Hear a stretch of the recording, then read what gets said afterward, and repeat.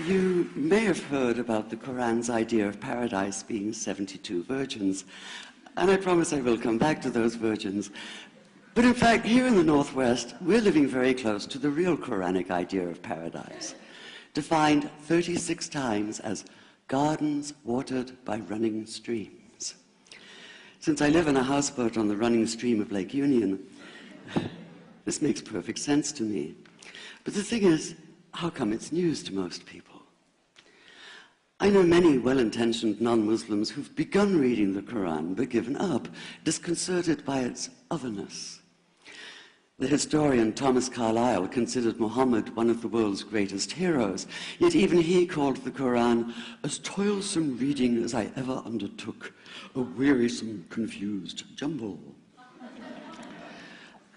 Part of the problem, I think, is that we imagine that the Quran can be read as we usually read a book, as though we can curl up with it on a rainy afternoon with a bowl of popcorn within reach, as though God, and the Quran is entirely in the voice of God speaking to Muhammad, were just another author on the bestseller list.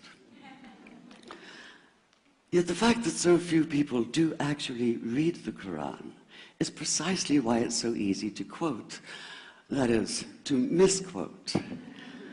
Phrases and snippets taken out of context in what I call the highlighter version, which is the one favored by both Muslim fundamentalists and anti-Muslim Islamophobes. So this past spring, as I was gearing up to begin writing a biography of Muhammad, I realized I needed to read the Quran properly as I could, that is. My Arabic's reduced by now to wielding a dictionary, so I took 4 well-known translations and decided to read them side by side, verse by verse, along with a transliteration and the original 7th century Arabic. Now, I did have an advantage. My last book was about the story behind the Shia-Sunni split, and for that I'd worked closely with the earliest Islamic histories, so I knew the events to which the Quran constantly refers, its frame of reference. I knew enough, that is, to know that I'd be a tourist in the Quran, an informed one, an experienced one even, but still an outsider, an agnostic Jew reading someone else's holy book. So I read slowly. I'd set aside 3 weeks for this project, and that, I think, is what is meant by hubris, because it turned out to be 3 months. I did resist the temptation to skip to the back where the shorter and more clearly mystical chapters are, but every time I thought I was beginning to get a handle on the Quran, that feeling of, I get it now, it'd slip away overnight, and I'd come back in the morning wondering if I wasn't lost in a strange land. And yet the terrain was very familiar. The Quran declares that it comes to renew the message of the Torah and the Gospels, so 1/3 of it reprises the stories of biblical figures like Abraham, Moses, Joseph, Mary, Jesus. God himself was utterly familiar from his earlier manifestation as Yahweh, jealously insisting on no other gods. The presence of camels, mountains, desert wells, and springs took me back to the year I spent wandering the Sinai desert. And then there was the language, the rhythmic cadence of it, reminding me of evenings spent listening to Bedouin elders recite hours-long narrative poems entirely from memory. And I began to grasp why it's said that the Quran is really the Quran, only in Arabic.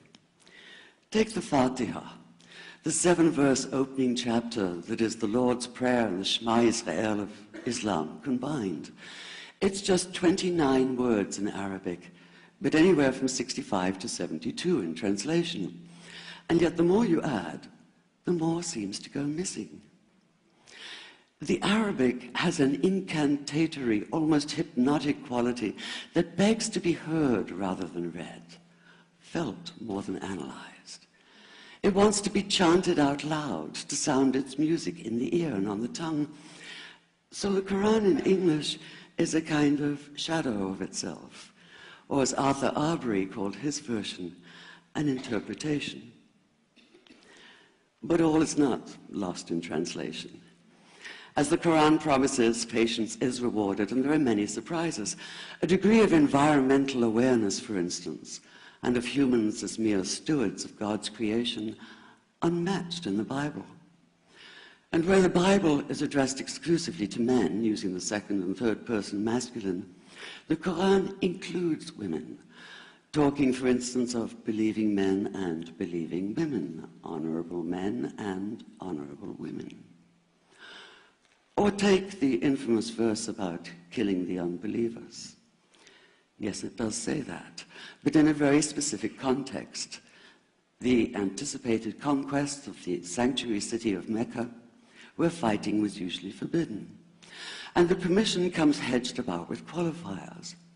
Not you must kill unbelievers in Mecca, but you are allowed to, but only after a grace period is over. And only if there's no other pact in place. And only if they try to stop you getting to the Kaaba.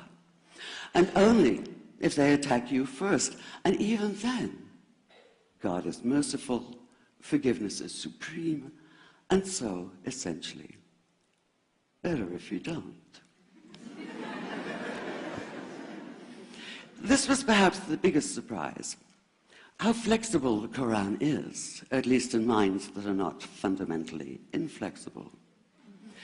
Some of these verses are definite in meaning, it says, and others are ambiguous. The perverse at heart will seek out the ambiguities, trying to create discord by pinning down meanings of their own. Only God knows the true meaning. The phrase, God is subtle, appears again and again. And indeed, the whole of the Quran is far more subtle than most of us have been led to believe, as in, for instance, that little matter of virgins and paradise. Old-fashioned Orientalism comes into play here.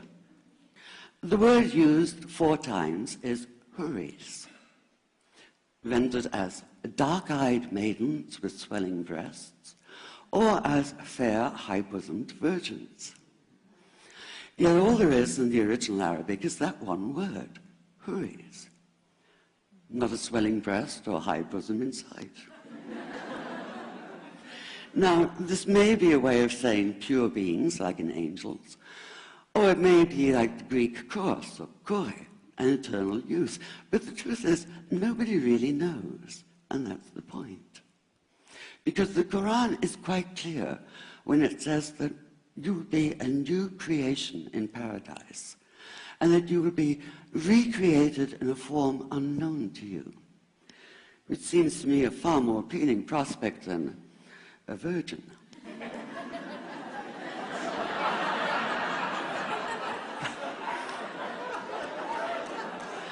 And that number 72 never appears. There are no 72 virgins in the Quran.